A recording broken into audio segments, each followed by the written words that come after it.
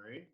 So I'll just introduce Murry here. Murry is the director of the Irish Centre for Research and Applied Geosciences, iCRAG, and an SFI research professor at University College Dublin.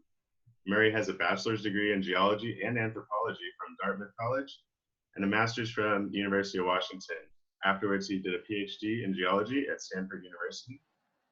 So prior to taking the directorship at iCRAG, Murry served as Associate Director for Energy and Minerals at the U.S. Geological Survey from 2016 to 17, and he was the Charles Fogarty Professor of Economic Geology at Colorado School of Mines for 20 years from 1996 to 2016, focusing a lot of his research on the Central African Copperbelt and Cobalt deposits. His exploration career is no less vaunted. He began as an exploration geologist with Anaconda and subsequently for Chevron, where he was largely responsible for the discovery of the Lucian zinc lead silver deposit in Ireland. Since then, he served on the board of several exploration companies and currently serves as a technical advisor for the cobalt exploration company Cobalt. In addition to these things, Murry has served as a policy advisor to the White House Office of Science and Technology, as well as the U.S. Senate in the mid-90s. He's the recipient of numerous international awards during his storied career, celebrating his achievements around the world. He received the Society of Economic Geologists Silver Medal in 1999 and served as the SEG president in 2006. And despite his endless list of accolades, Murry has shown that he's the type of person who will always make the effort to sit down and share his time and experience with you. And I'm happy he's chosen to do so here today with us on Ore Deposits Hub. So thank you very much, Murry. Thank you very much. It's great to be here. I think this is a really amazing forum that started with the crisis in the world. So what I want to talk to you about is iCRAG, basins and sustainable metals, and sort of looking for the holy circular grail. There we go. So a synopsis of what I want to try and get across is a description of what iCRAG is. Some of our research in the marine environment, which at first would not seem to have much relevance for ore deposits, but I think does. Have a brief introduction to the geology of the Irish ore field, which we obviously are studying a lot. Look at briefly the Central African Copperbelt. Then a bit of a teaser, thinking about could there be a Cooper-Schiefer style system offshore Ireland? And closing up with critical raw materials recycling in the circular economy. So what is iCRAG? iCRAG is 60 academics and 90 PhDs and postdocs at 7 universities and research institutes across Ireland, working with over 60 industry partners and 5 state policy partners. We were established in 2015. And the aims of the center are to sustainably unlock natural resources for the country and for Europe, and those resources being raw materials, energy, and water, and doing this through excellence in applied geoscience research. And you can see over here sort of the universe of what we look at. And as well as doing the straight science, we also hope to educate and improve understanding of geosciences with a variety of different publics. So iCRAG is a multidisciplinary research center with a focus on raw materials and energy, and our real focus is in sedimentary basins. We have particular strengths in structural geology, understanding subsurface 3D architecture, rapid high-resolution mineral mapping, and innovative geophysics and geophysical techniques. In terms of economic geology, our particular expertise would be in carbonate-hosted zinc lead, sedimentary copper, IOCGs, VMS, critical and battery minerals, and significantly in building materials. And though we've largely focused our research to date on Ireland, our research extent right now is across the modern basins in the North Atlantic and to the south into the Neo-Proterozoic Katonga Basin of the Central African Copperbelt. And our research is aimed at fostering a circular economy for a decarbonized, more sustainable future.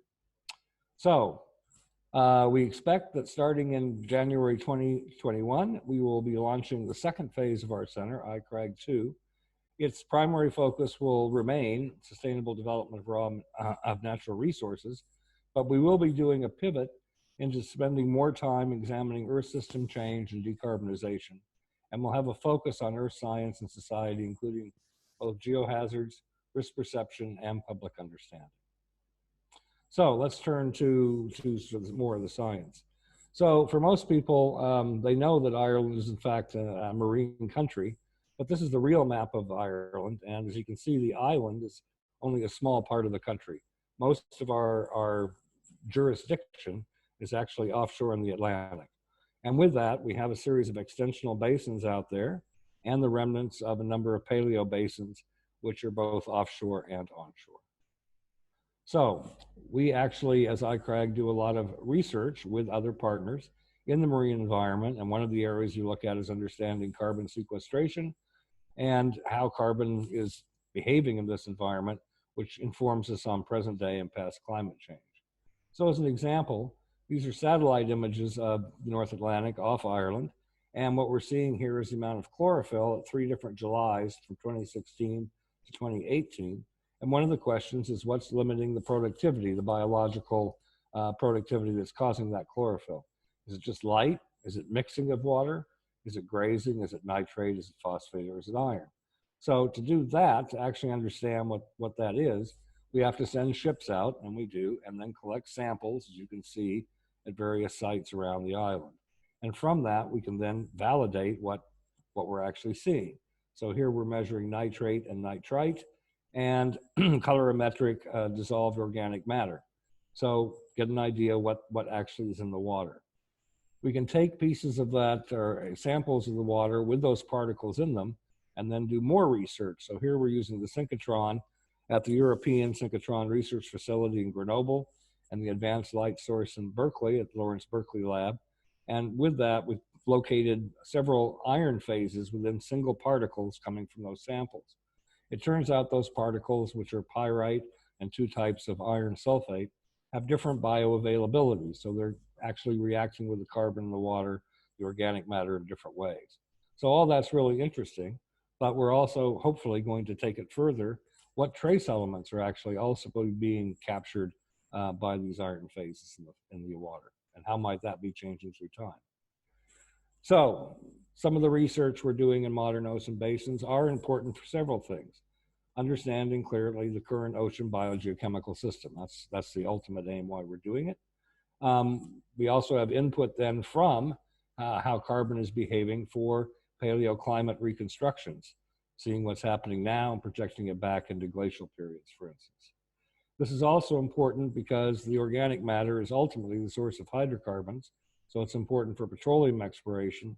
And if you're an economic geologist, that's particularly important for the redox potential that's necessary for said-hosted carbon, or said-hosted ore deposits, such as those in the Copperbelt or the Cooper-Schiefer. We also are offshore to look at energy. And so the first one I'll show you is actually off the east coast. And here we see the east coast of Ireland, and Dublin is sitting right here. What we have is a map of the bathymetry of the offshore, shown here in meters, and it's only going down to about 135, so it's relatively shallow. On top of that is morphology that we've mapped, again, with our partners in FOMAR and the Geologic Survey of Ireland. And you can see several different types. And then constraints. And so why are this constraints? This is all done for wind power because we need to get front-end data about what the actual seafloor is so they can do project de-risking of where they can actually put the wind turbines. Some substrates are really good, some substrates are really bad. And you need to know that ahead of time to be able to figure out what lease you want to bid on and then what the construction costs might actually be. Again, why interesting for economic geology? Well, one of the interesting little bits here is offshore shallow gas. This is actually an area where gas is bubbling up and forming mud volcanoes on the floor of the Irish Sea. Having, again, that reductant coming up into the shallow subsurface and interacting with the sediments is something that's very important as we think about where ore deposits might be in the past. So looking at these modern environments in terms of the basin is something that can inform us about what we look for in the past. If we jump to the west coast, I'll be looking at 2 particular areas here, the Corrib gas field to the northwest of Ireland and the Porcupine Basin immediately to the southwest. And there, most of our work to date has been critical for natural gas exploration. So some is simply looking for analogs to the existing Corrib field. And in fact, we have identified several of those, and we hope at some point in the future they actually get drilled. We also are looking at the samples from drill holes that are extant and trying to use multi-proxy provenance on different minerals to actually understand where the sediments are from, what age they are, to actually reconstruct, in this case, a Triassic environment, both sedimentary and climatological. So again, we're looking at past climates, trying to understand what's happened in the North Atlantic since at least the Triassic. And this sort of paleo environment, as it turns out, is again very similar to what we see in sedimentary copper deposits. Surprise, surprise. So this sort of work gives us important insights for hydrocarbon exploration, but also for economic geology and for climate change. And if we move to the porcupine off the southwest, this is a map here on this side of the structure. And what you can see is there's a whole series of linked normal faults. The extension is quite extreme here. And if we look at a regional cartoon of what's happening at crustal scale, the basin here is above an area of crustal thinning. And in fact, a lot of heating in this basin, this little purple area here are in fact volcanics that have come up. So this hasn't quite gone to rifting, but it's gotten close. This is the sort of basin that we actually look at in many cases for ore deposits throughout the world in older rocks. So again, understanding the structure, this actual sort of size of this part of the porcupine is almost exactly the same size as the Zambian Copperbelt, and it turns out the structural geometries here are actually very, very similar to what we've mapped out there. Okay, so we can start to actually look and see what's controlling all this at a deeper scale, and it turns out that basement structures, not surprisingly, actually do help control some of the architecture of the offshore. As we move onshore into Ireland, we find those same basement structures are actually a fundamental control in the Carboniferous lead zinc ore field. So the ore field itself, it has, right now we know of 15 deposits with greater than 1 million tons contain lead plus zinc. In terms of mines, there's been six zinc mines active and 1 copper mine in the country. Right now, only 1 mine is still active, that's Navan. But the area has been an area of active exploration for over 50 years, and that's continuing. And one of the really advantages of studying the deposits in Ireland is the host rocks are unmetamorphosed, they're reasonably undeformed, and that means we can study the textures and look at things like fluid inclusions, isotopic compositions, et cetera, and actually really study the processes that form these deposits. So in the next couple of slides, I'm going to be talking primarily about 2 deposits, the Navan deposit up here, the active mine, and the Grosjean deposit down here. This one hosted in the Navan beds, this one hosted in what's called the Walsortian limestone. So if we look at a generalized cartoon section from south to north across the country, what we see is in the south, we have a large zone of accommodation space filled up with Devonian old red sandstone. This is the Munster Basin. In Southern Ireland, basically at the Variscan front, which is the later period of deformation, hinged on this basin margin. From this area north, we had transgression during the Carboniferous or Mississippian, with in the south, lower limestone shale and argillaceous carbonate rock, giving way northwards and younger in time to the Navan group, which are cleaner limestones, a lot of things like oolites, grainstones, some calcarenites, minor evaporites, micrites as well. Both these are overlain by the Ballystine limestone, commonly called the argillaceous bioclastic limestone, which is a shaly carbonate rock, a ramp facies. Above that, the Walsortian limestone, which is colloquially called the reef here in Ireland, even though it's not reefal, it's a mud bank which formed actually right at the edge of the photic zone. And above that, I'll talk about that later, things change. So if we look at where the ore deposits are in the southern part of the country, most of them are clustered at the lowermost part of the Walsortian limestone, which it turns out is the first, stratigraphically first, relatively clean limestone above the bottom, the basement. In the northern part of the country, the largest deposits are in the Navan group, which is again the lowermost clean limestones, clean carbonates in the section. fluids clearly do bleed up, and we do have deposits up in the wall sorption and even above the wall sorption in places. But most of the mineralization seems to have been trapped lower down. Okay, so what I went through is sort of the lake core sand. We're looking at it in cross section. Here it is in plan view. The wall sorption limestone is now transgressed all the way to the north of Dublin, and north of that we have the Ballysteen or undulation spike-clastic limestone, and then the Navan group extending up into Northern Ireland. I've plotted on here in red the location of the ore deposits we know of, and as you can see, it forms sort of a shotgun pattern. It doesn't really, this map doesn't tell me where to go to look for them. But if I go to the Chadian, which is a couple of million years later, next stage up in the Carboniferous, we now have a very different paleogeography. So if I look at this, I have what I call a facies mosaic of shallow water carbonates, the oolite banks, and in green, the platform limestones, which are surrounding two depot centers, the Dublin Basin, filled with carbonate turbidites, and the Shannon Trough, filled with Cherty limestone and shale. And now when I look at where the ore deposits are, they actually tend to form on the edges of these basins, right? So now I'm starting to see some control. So even though the host rocks are down here, the actual control in the mineralization is clearly happening here in the Chadian. Okay, so some of the things iCRAG is doing to actually examine what's going on in Ireland. One of them is actually just very straightforward. We're actually updating the lithostratigraphy of the area. So this individual, Dr. Mike Philcox, independent geologist, has been working with all the companies in Ireland for a number of years and has actually logged probably more drill core than anybody in the country. We're actually working with him, taking his notes and reports, along with those from others, both in iCRAG and in the companies, to synthesize the lower Carboniferous lithostratigraphy across the entire country.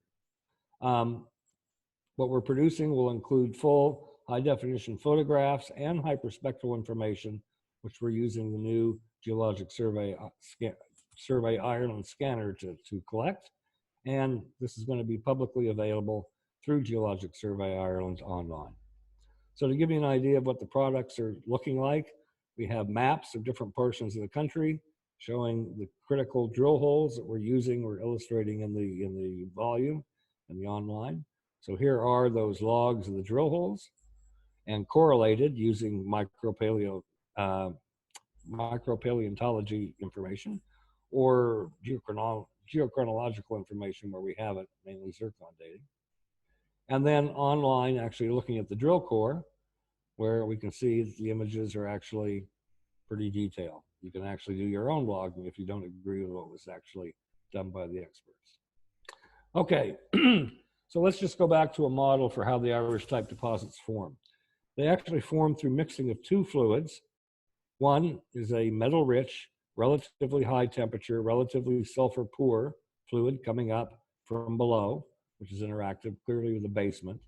The second is a sulfur-rich fluid, lower temperature, and apparently higher salinity, which is seawater, which is interacting in the near subsurface biogenically to produce reduced sulfide.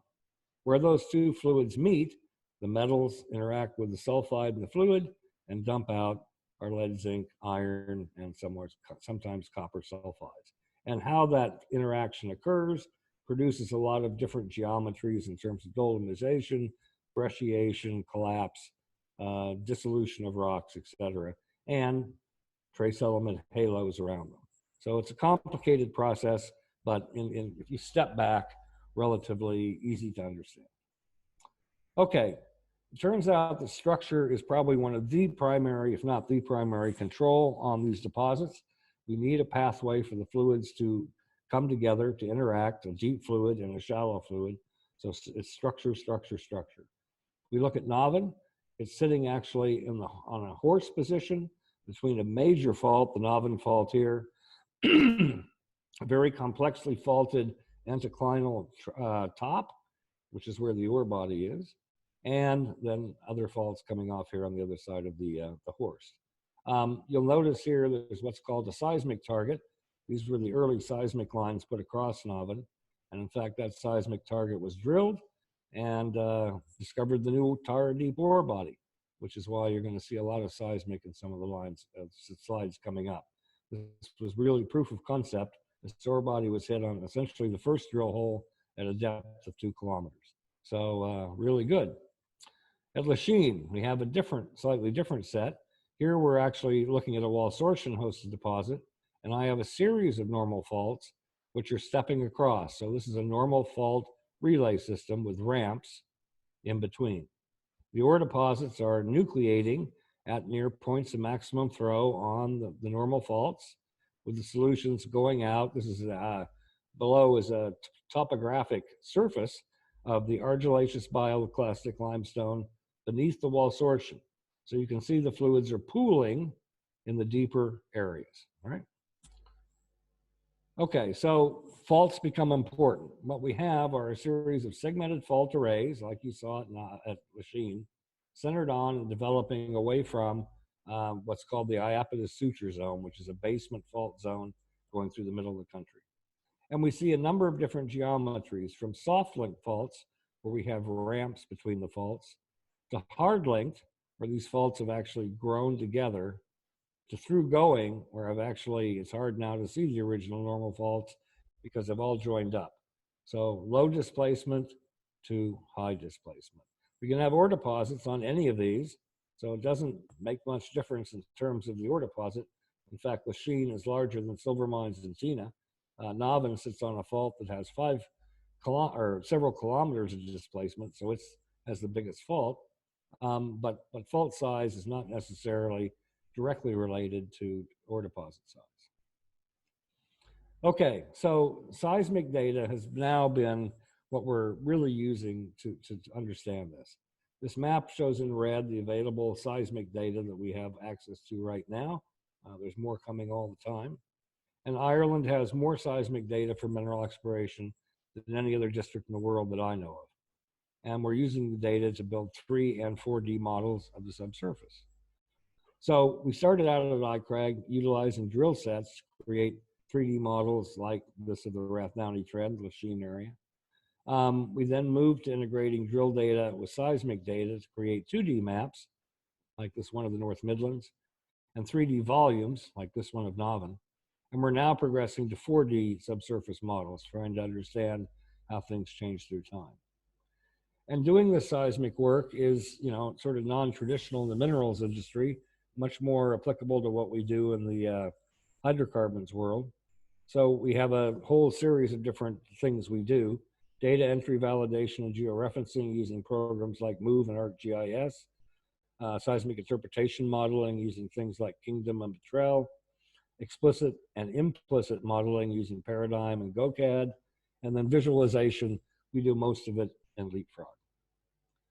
So we have large-scale rift patterns that are emerging from this work. Notice that the faults aren't all through going. In fact, many of them are not.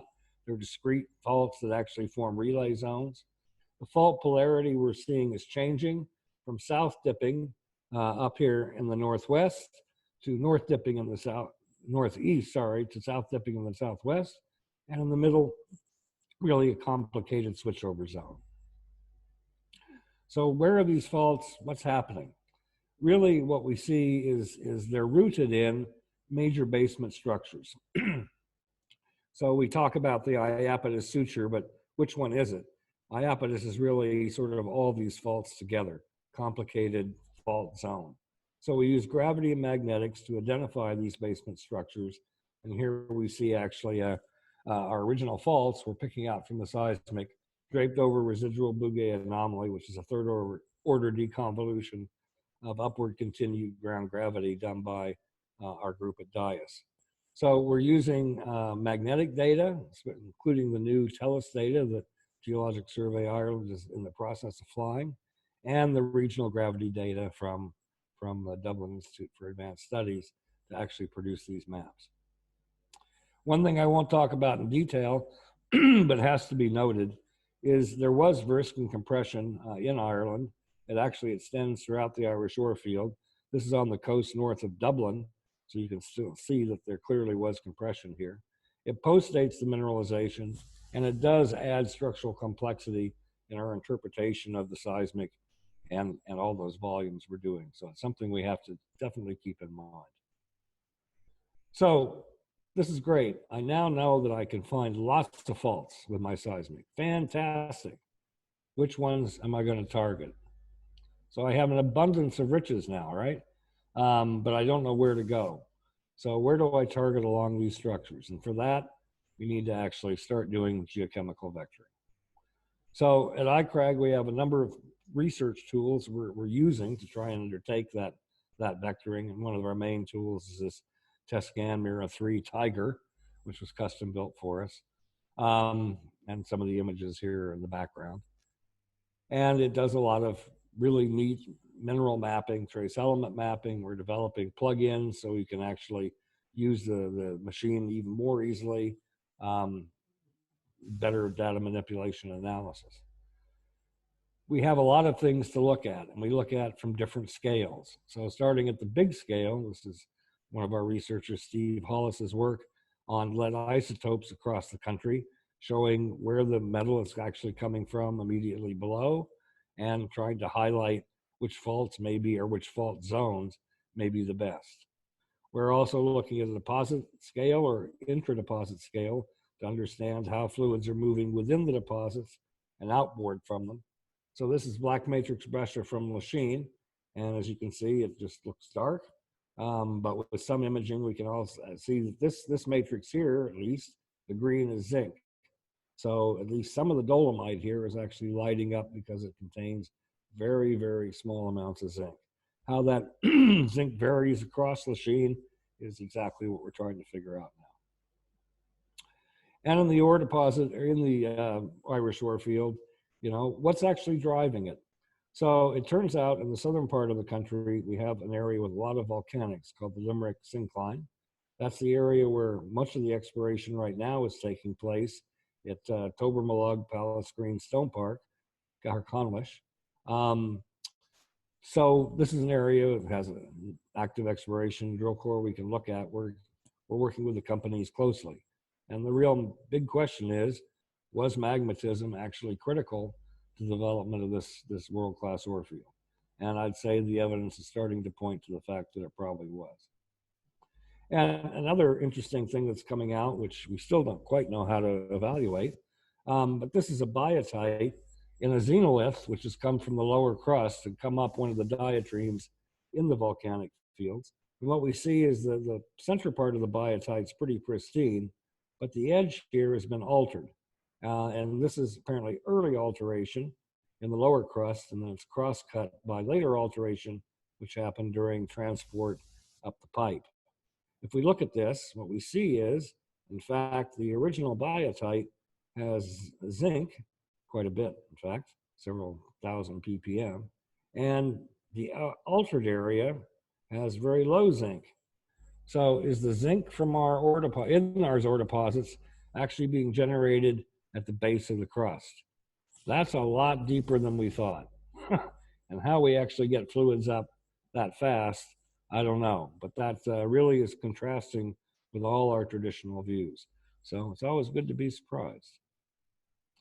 Okay, so let me switch from another kind of basin.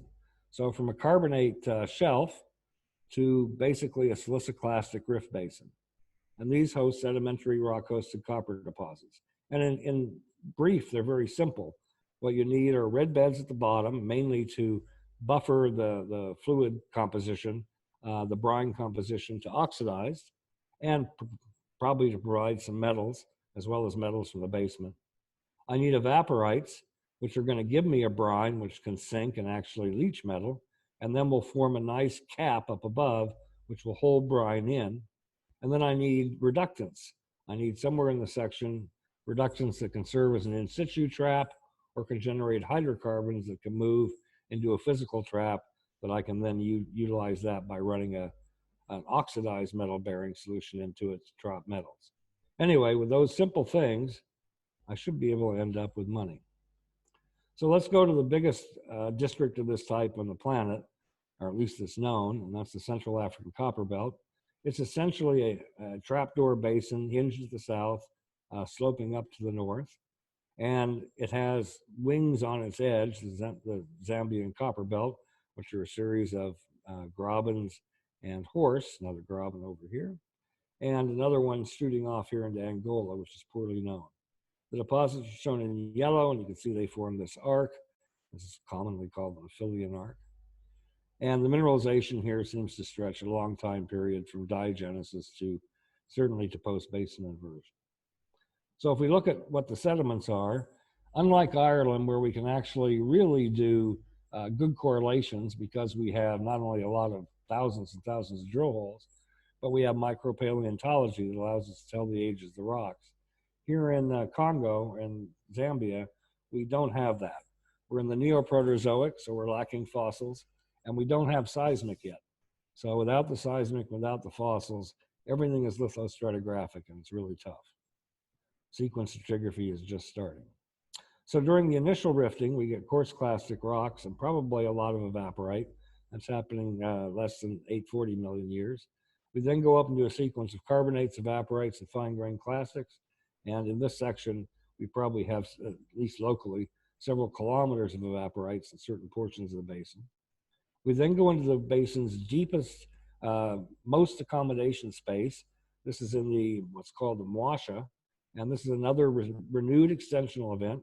And we get locally black shale. We get abundant mafic rocks, both as sills and in some places extrusions, flows. That's covered by the Sturtian glaciation deposits of the grand conglomerate diamictite, it's called, which is interpreted as a tillite, at least in places. And that's overlain in some places again by a stromatolitic cap carbonate. Going up, we go into the Nguba, which are fine-grained clastic rocks, lesser carbonate rocks, and very minor evaporites. Then do a second glaciation, the Marinoan, the so-called petite conglomerate with a very well-developed cap carbonate. And then finally into more and more siliciclastic rocks heading up. And finally, between 590 and 500, Lufillian orogeny, some sort of orogenic event is affecting this basin. We also have salt tectonics occurring from quite low in this section, probably from about the age of extension here in the Mwasha, and continuing right through into the Pan-African. So if we look at a geologic map of Congo, what we see is a very typical pattern where we have broad synclines, like here, and very tight anticlines, like here. And in cross-section, these anticlines would look like teepees. So two broad synclines with a teepee in between.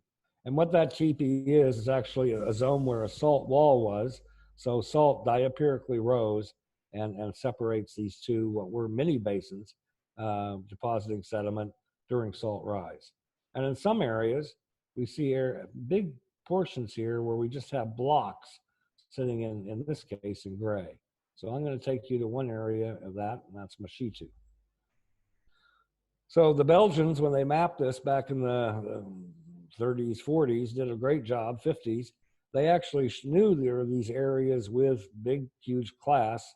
Note the size here. Some of these clasts are 3 kilometers in diameter and length, sitting in what they just termed rat breche, this blue stuff.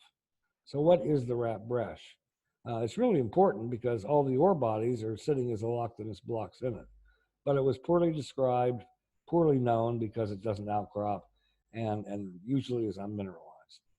So we got a good chance to look at it. Mashitu pit in 2014. We mapped several years in a row.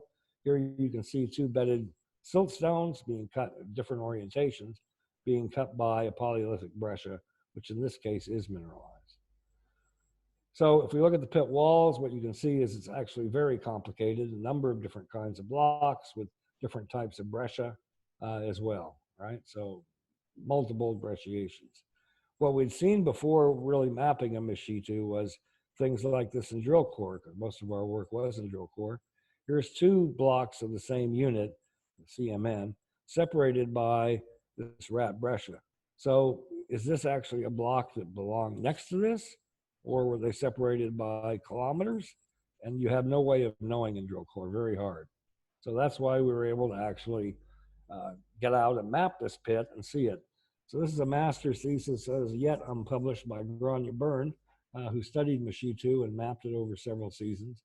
And what you can see is basically the rat breccia consists of a whole host of blocks at various scales. The green block or the blue blocks are carbonates. They're the ones that tend to outcrop. The brown blocks are generally siltstones, and they weather. And so that's what we see. And in between, in gray, is actually the resistate, the breccia matrix. Now remember that originally this would have been quite the reverse. The breccia matrix was salt, and that was probably at least 90% of this mass, and the fragments were just floating in it. So it's very hard to wrap your head around the fact that probably at least more than 70% of this mass is now gone from what it was originally. In terms of a cross section, this is what it looks like. You can start seeing stacking of these clasts on top of each other. And we really need to do a lot more work to understand the geometry of how the clasts are moving around in these breccia bodies. That's work ongoing. Another piece of work we're doing is with codes through an Amira project, a research project to examine geochemical vectors to mineralized systems, just like we're doing in Ireland. We're trying to do the same here in this sort of system, looking at rims in various parts of the Copperbelt. So what has been the research impact of research like iCRAGs and before it codes CSM on the Central African Copperbelt? Well, 20 years plus when we started down here, everyone was looking for ore deposits only in the bottom part of the section. And during that intervening 20 years with the research, we've worked with companies and now opened up basically much of the stratigraphy above to being favorable.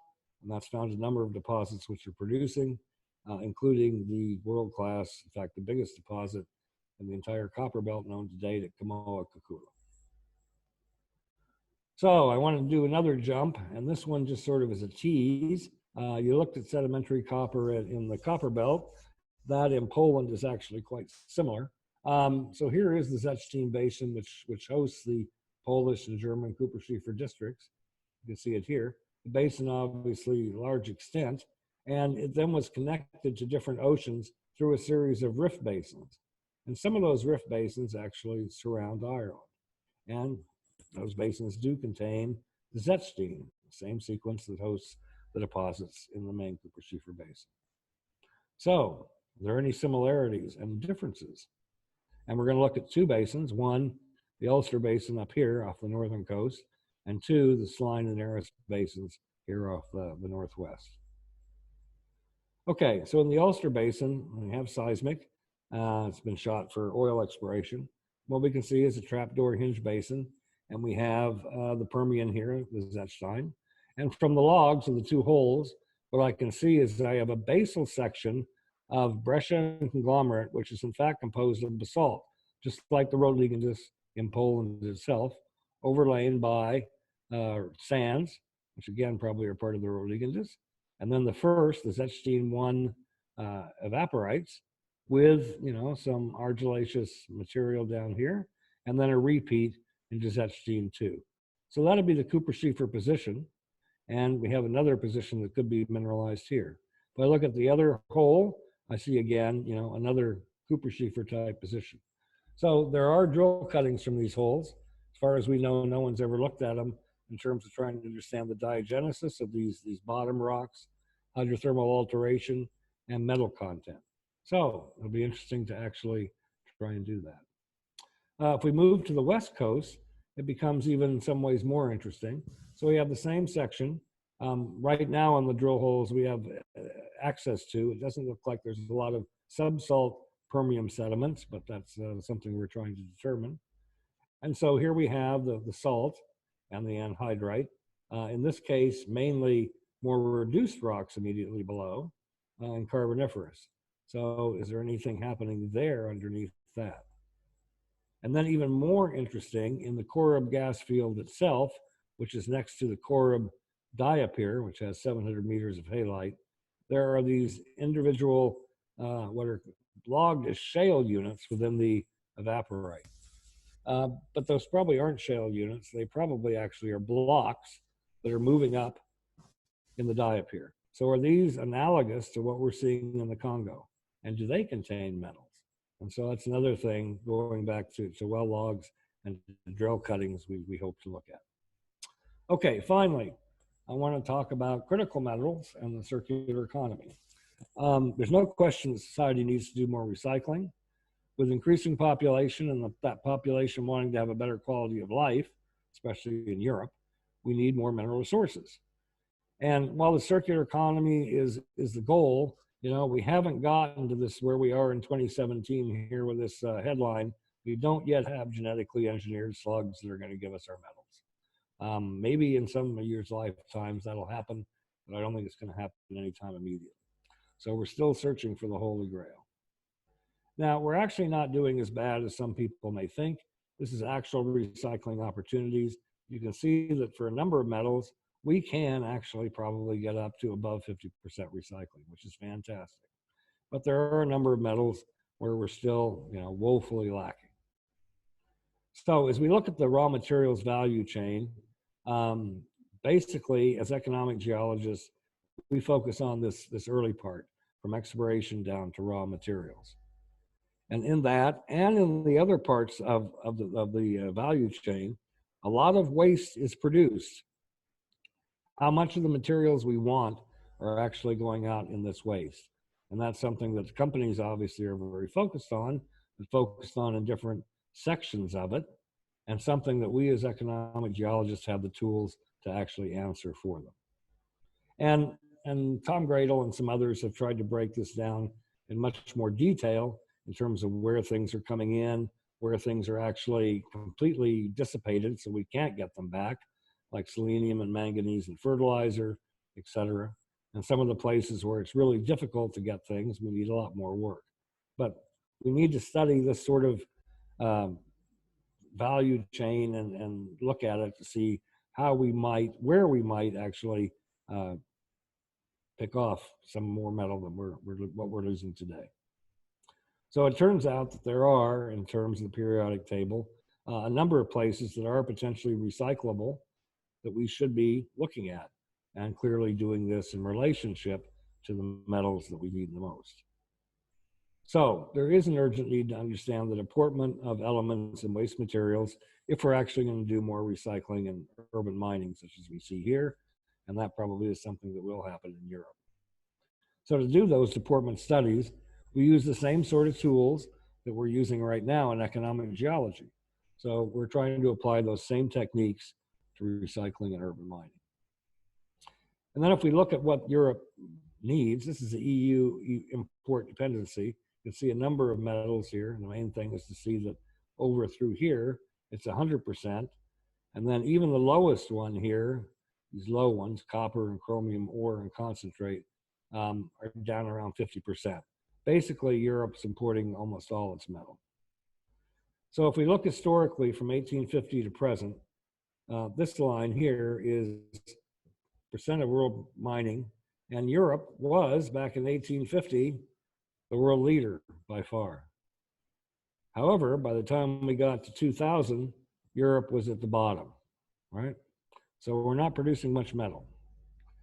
After COVID-19, maybe we think about supply chains and secure supply chains differently. And ironically, we might want to unflatten this curve and actually come up and be producing more metal going forward in Europe. Anyway, that's my hope. So with that, I'd like to thank all the iCRAG personnel who helped with this. There's a whole bunch of them. I can't go through all the names, obviously. And as our center starts its second 6-year phase, one thing I would like to say is we are seeking research partners, particularly throughout Europe and Africa, to participate in both EU and industry-funded projects. So if you're interested, let me know or any of the others in iCRAG know, and we'd be happy to talk to you. So with that, thank you very much.